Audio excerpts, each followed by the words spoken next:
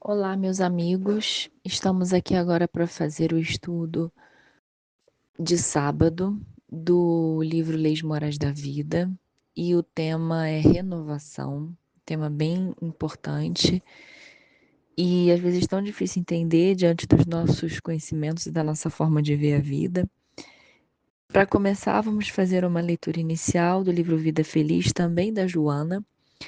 E ela diz o seguinte: vive sempre em paz, uma consciência tranquila que não traz remorsos de atos passados, nem teme ações futuras, gera harmonia.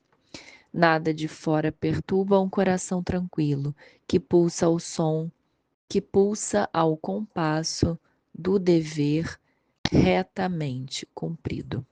A paz merece todo o seu esforço para consegui-la.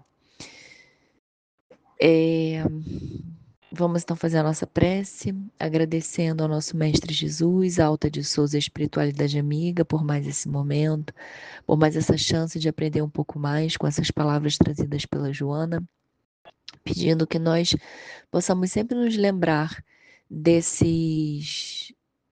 fala dela que é tão pequena e tão concisa, mas que diz tanta coisa sobre a consciência tranquila, algo tão difícil de conseguir, né? Então, que nós possamos, com esses estudos, com o nosso trabalho, chegar nesse estado ideal do espírito da paz. Que assim seja, graças a Deus. Enquanto eu vou fazendo a prece, eu vou lembrando do texto, né, da leitura, e às vezes eu fico muito impressionada de como uma coisa tão aparentemente simples é tão difícil de conseguir, de almejar. E ainda mais quando a Joana fala, parece que é uma coisa muito fácil de conseguir, né? Viva sempre em paz. A paz, quando quem já experimentou a paz, quem já experimentou essa tranquilidade, que é uma certeza de que tá tudo dando certo, mesmo que não pareça, é uma certeza de que estamos amparados, é uma certeza de que a vida está caminhando como deveria caminhar. É onde nós temos realmente, onde sentimos essa paz, essa consciência tranquila. Mas é incrível como que para o nosso estado evolutivo, a paz ainda é algo difícil de conseguir. E como a Joana fala, a paz vale tanto a pena que ela merece todo o seu esforço para consegui-la. Repara que ela fala todo o seu esforço, ela não fala muito esforço, porque é algo muito bom. E o que eu acho interessante é que nós ainda caímos muito nas tentações do presente, talvez porque nós não lembremos ainda dessa paz que existe depois. Ou porque essa paz demora a chegar, ou porque ela é boa, mas como ela vem depois e a gente está no presente, a gente não consegue se pegar nisso, né? Mas é o que a Joana vem falando. E o interessante é que o nosso tema de hoje vai falar sobre renovação. E a renovação, segundo a Joana, ela vai trazer logo no início do texto alguns exemplos de coisas que parecem ruins, mas que vão ser responsáveis pelo nosso amadurecimento, pela nossa transformação, enfim, como ela diz aqui, pela nossa renovação. E a, e a renovação, ela pressupõe também essa fé, essa confiança, que é o que a gente acabou de ler na leitura inicial.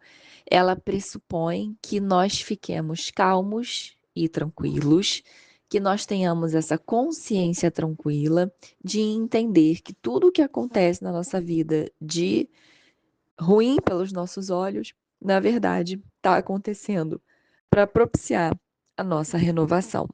Então, no início, ela já dá alguns exemplos, né? Ela fala que a drenagem faculta a modificação do campo, a poda propicia a renovação da planta, né? Então, imagina a gente chegando e falando assim, coitada dessa árvore, tá tirando os galhos dela, mas ela precisa que tire esses galhos para que outros novos possam vir com saúde.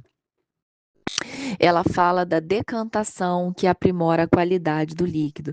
Então, são todos processos que aparentemente parecem de sacrifício, parecem de dor, parecem de corte, parecem de retirada, mas que são, né, no fundo são, mas que são necessários para essa renovação. E aí, então, ela pega esses exemplos de coisas gerais para chegar na gente, onde ela fala que a modificação dos hábitos viciosos fomenta o entusiasmo que liberta do comodismo pernicioso e da atividade perturbadora. Então, nós precisamos que às vezes nossos galhos sejam cortados, nosso líquido seja decantado, para que nós possamos chegar num eu mais novo. Ela diz que é imperioso o esforço para a renovação que gera bênçãos e é matriz de prodigiosas conquistas. E ela fala da palavra esforço porque, apesar de nós sabermos o quanto pode ser bom, o quanto podemos melhorar, nós ficamos presos aos nossos hábitos. Então, existe uma frase que eu li outro dia na internet que fala assim: antes de tentar ajudar uma pessoa, antes de pedir para ela mudar, pergunte se ela quer mesmo mudar e pergunte se ela é capaz de mudar, porque muitas vezes a pessoa ela está solidificada, ela está estruturada e amparada nesses hábitos que são ruins, mas que é o que ela aprendeu que sustenta. Então, a mudança ela não é fácil, mesmo que a gente pense nessa paz, mesmo que a gente pense nessa tranquilidade, a mudança ela não é fácil, porque ela pressupõe, ela precisa que a gente tenha força para cortar essas amarras. Então ela fala para renovar ideias, renovar palestras, renovar atividades, renovar objetivos. E aqui eu convido a vocês a fazerem a leitura do livro inteiro, porque é realmente muito interessante. Renovar objetivos através do estudo contínuo das metas e meios para a libertação espiritual. Renovar é processo fecundo de produzir, não apenas renovar para variar, antes reativar os valores que jazem vencidos pela rotina pertinaz, ou redescobrir os ideais que a pouco vão consumidos pelo marasmo, vencidos pela modorra, desarticulados pelas contingências da mecânica realizadora. A renovação interior, que ela chama de poda moral, que é muito interessante. Desse modo, exige disciplina e sacrifício para lograr o êxito que se pretende colimar, né? Então, é realmente uma poda, a gente tem que ir podando, né? Eu não sei exatamente dizer, a árvore não tem sentimentos, né? Mas ela não sente dor ao podar os seus galhos, mas é como se nós precisássemos podar, é como não, nós precisamos podar esses hábitos antigos, esses nossos galhos, para que nós possamos nos renovar. E aí, essa é a primeira parte do texto, depois ela segue dizendo que, diante de uma questão desagradável que não consegues resolver, renova a paciência e tenta mais uma vez.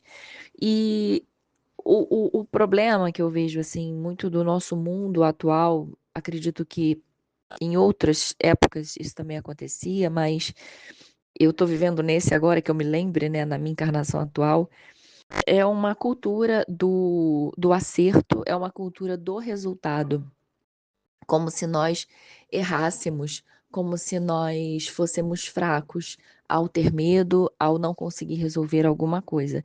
E a Joana aqui, ela traz uma simplicidade no sentido de, se você não consegue resolver o problema, tenha paciência e tenta mais uma vez. Às vezes a gente não tem um problema, mas a gente transforma aquilo num problema por conta da nossa falta de paciência, por causa da forma como nós lidamos com aquilo. Então, é o que a Joana vem fazendo esse convite para que a gente tenha paciência e tente mais uma vez. Ante a pessoa irritante que já conseguiu fazer-se antipática, renova os conceitos e insiste na fraternidade um pouco mais. Faça o antagonista gratuito que logra desagradar-te, renova o esforço de vencer-te e seja gentil ainda mais. Perante o sofrimento, que parece destruir-te, renova-te pela oração e confia mais. Então, esse é o convite para nós, para que não haja esse esmorecimento nem esse desânimo diante das dificuldades. A Joana fala para que nós possamos orar e confiar. No finalzinho, na última parte, ela fala que o discípulo do Evangelho, todos nós, né? Quem desdenha o milagre da renovação pode ser comparado ao trabalhador que menospreza a esperança e torna-se vítima fácil para o fracasso, o que eu acabei de falar, né? Então, assim, tudo depende de como a gente lida com o problema. Se a gente opta por insistir naquilo, tem esperança porque acredita que em algum momento vai dar certo, ou se a gente, na primeira queda, na primeira tentativa e dá errado, a gente já se entrega ao fracasso. Jesus, né, o nosso sublime exemplo, nosso mestre, nosso querido modelo e guia, ensinando a perene urgência da renovação dos propósitos, cercou-se de pessoas difíceis de serem amadas, compreendidas, ajudadas, não desperdiçando situações nem circunstâncias negativas, armadilhas e astúcias em momentos de aflitivas conjunturas, propiciando-nos assim a demonstração do valor do ideal e da vivência do bem, conseguindo todos renovar a tudo modificar em razão dos objetivos elevados do seu ministério entre os homens. Sem reclamar contra o pecado, renovou os pecadores. Sem invectivar a astúcia, renovou as vítimas da perturbação bem urdida.